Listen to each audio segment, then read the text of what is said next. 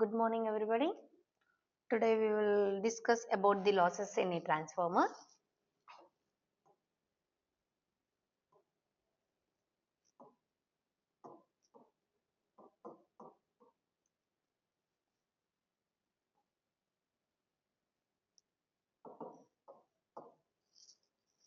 So basically whatever the machine we are considering, so for example I am going to consider any one of the machine. If we are going to give the input, we get the exact output. When it is possible, it is ideal case. So in this ideal case, so whatever we are going to give the input, we get the same output because there is no losses and there is no resistance, everything. The high permeability is zero, then based on that we are going to give the output is equal to the same to the input. But under practical condition, so in the practical condition, whatever we are going to give the input, we didn't get the exact output. We get some losses. So that means we are going to represent as the input is equal to the output plus losses. So today we will discuss about the losses in a transformer. So basically in a transformer is a static machine. So there has no rotational losses, that means the frictional windage losses. So that this efficiency is much higher than that the rotating machine. That rotating machines means that is a generator and motor. So when compared to that, the efficiency is much higher. So the various losses which occurs in the transformers, so that means here I am going to represent as the total losses I am going to represent here.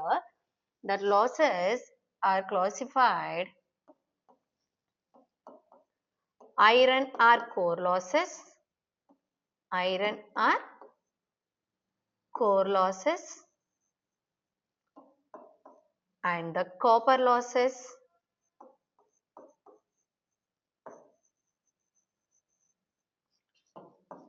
stray load losses,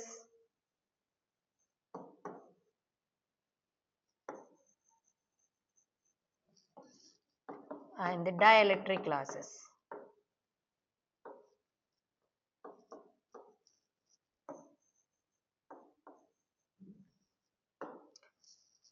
So in this again, in the iron and core losses are classified into two types, that is hysteresis losses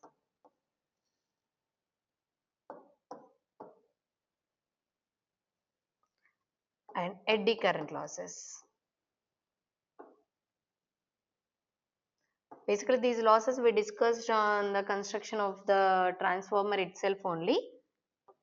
So again we will represent these losses and we need to represent in the formulas also. In the copper losses also we are going to represent as two types, that is a primary copper losses and the secondary copper losses.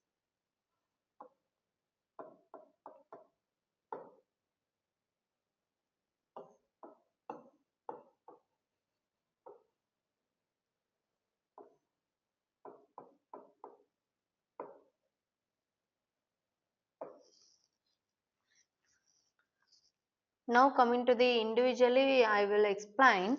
So first of all we will discuss about the core or iron losses.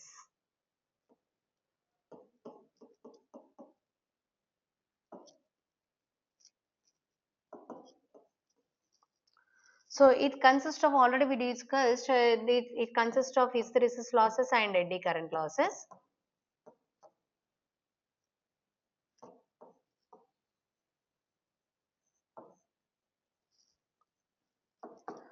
So these are caused by the alternating flux in the core. So in the iron losses are constant losses because the core flux in the transformer is remains practically constant for all loads. So in that we are going to represent as a resistor or inductive or capacitor or all loads, the practically the constants for the particular core losses are constant. So in this I am going to represent as the hysteresis losses. So we are going to represent due to the alternating flux is set up in the magnetic core of the transformer. So in it undergoes a cycle of magnetization and demagnetization. So due to this hysteresis effect, there is a loss of energy as heat in this process. So which is called as the hysteresis losses. So basically these hysteresis losses will be reduced by going to the laminations. So based on that, we are going to represent as hysteresis losses WH is equal to the neta Bm power of 1.67 frequency into volts. The units are watts. So this is for sorry, this is V. So where neta or kh we are going to represent it. That is hysteresis constant depends on the material. This neta or kh we are going to represent as hysteresis constant. So depends on the material we are going to represent. The Bm is the maximum flux density.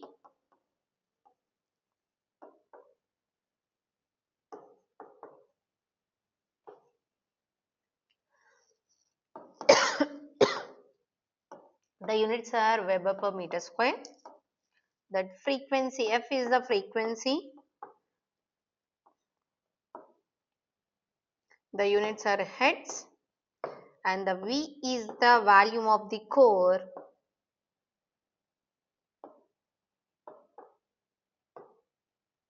The units are meter cube. So this is the hysteresis losses. The formula you need to remember. Then coming to the eddy current losses.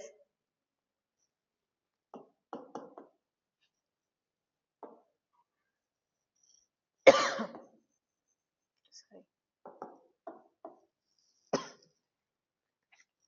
These losses occurs in the core of the transformer as induced eddy current appears in the form of heat in the core. So it is given by the eddy current losses, that is WE is equal to the KE into Bm square F square T square, the units of that watts.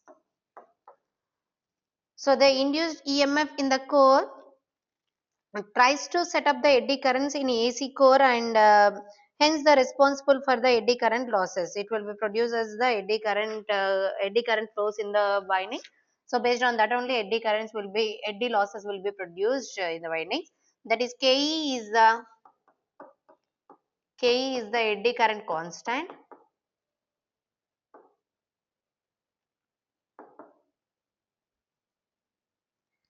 And already we know that the Bm is the maximum flux density in Webers and F is the frequency in hertz, and now here we are going to represent as T is the thickness of the laminations.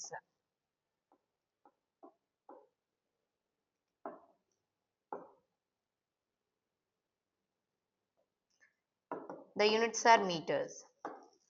So basically by laminating the sheet the eddy currents will be reduced. By adding the high grade silicon steel we are going to reduce the hysteresis losses. So here we are going to represent as the flux in the core is almost constant and the supply voltage V1 at rated frequency F is always constant. So hence the flux density Bm in the core.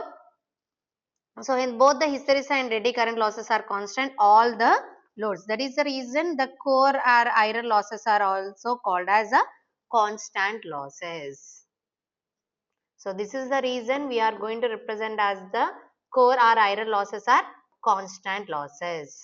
Because the reason is we are going to represent is the flux in the core is almost constant.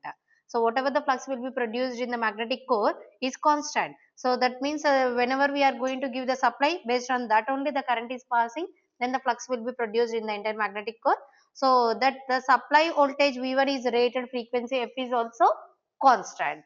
So the frequency is also constant. So then the flux density Bm is in the core.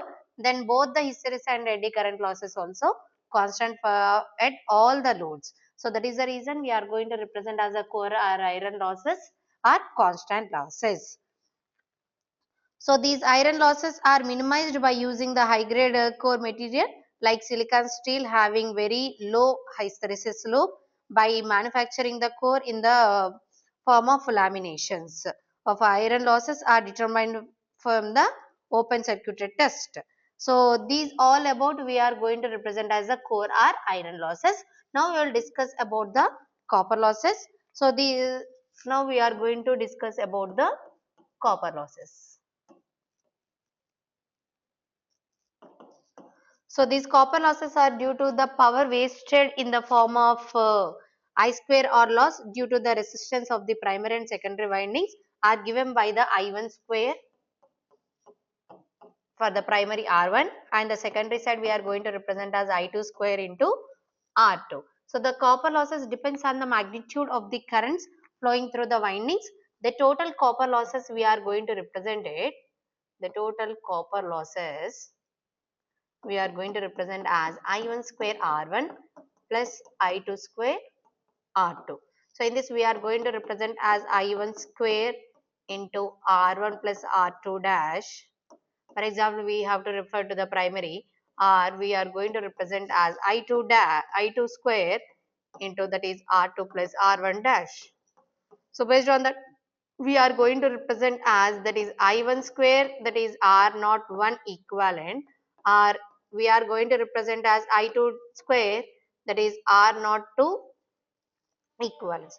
So based on the copper losses are denoted as the P copper losses, that is the power copper losses. If the current through the windings is full load current, we get the copper losses at full load. So if the load in a transformer is off, then we get copper losses at off load, so which are less than the full load copper losses. Based on the, depends on the loads, it will be varies. So that is the reason we are going to represent the copper losses are called as a variable losses.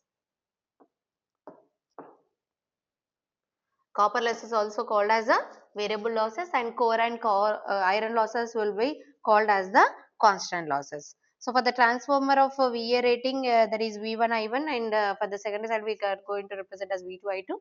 So as the V1 is constant, we can say that the copper losses are proportional to the square of the KVA ratings. That's the reason we have to represent P copper losses is directly proportional to the square of the current, and is directly proportional to the KVA rating of the transformer. So for the transformer, the total losses is equal to the, now we are going to represent as the total losses is equal to the iron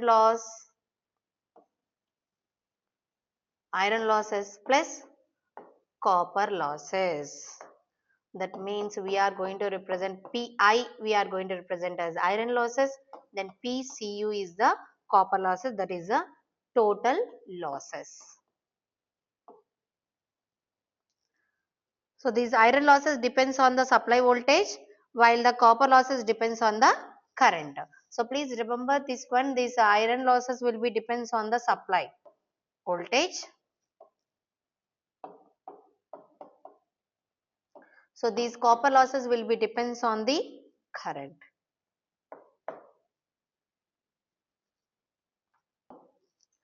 So these losses are not depends on the phase angle between the voltages and currents. So hence the rating of the transformer is expressed as a product of the voltage and current are called a VA rating of a transformer. It is not expressed in watts or kilowatts.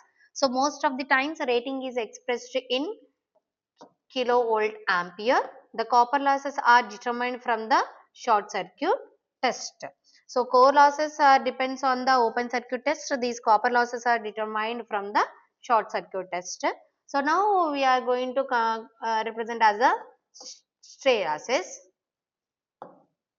stray load losses. So these stray load losses are largely results from the leakage fields, including eddy currents in the tank walls, conductors, bolts. So that is the reason these stay load losses and dielectric losses are very small. So these losses we are going to negligible. So these losses we are not considering.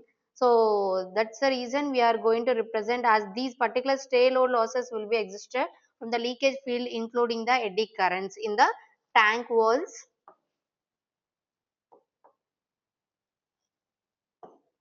conductors, bolts, etc. So the another loss is the dielectric loss.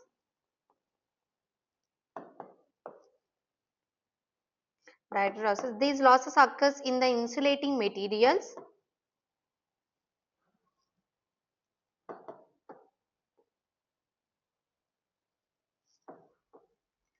and the particular oil and the solid insulation point of view we are going to represent it. So these stay and load losses and dielectric losses are small, and these losses will be negligible.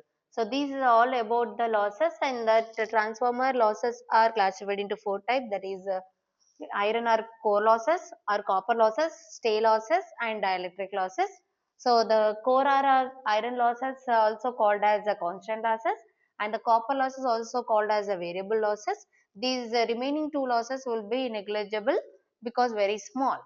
So this is all about the losses in a transformer. Thank you.